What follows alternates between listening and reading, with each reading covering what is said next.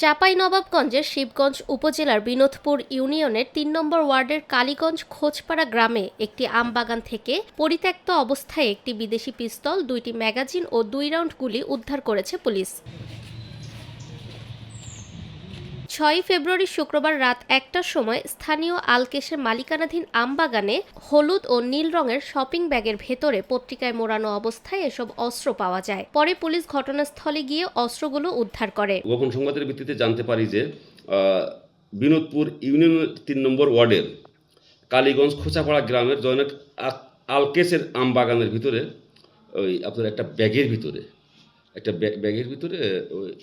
একটা বিদেশি পিস্তল, যেটা যার গায়ে লেখা আছে মেড ইন ইউএসএ, সানমুকা ইন্ডাস্ট্রিয়াল, এবং তার গায়ে মেড ইন ইউএসএ লেখা আছে।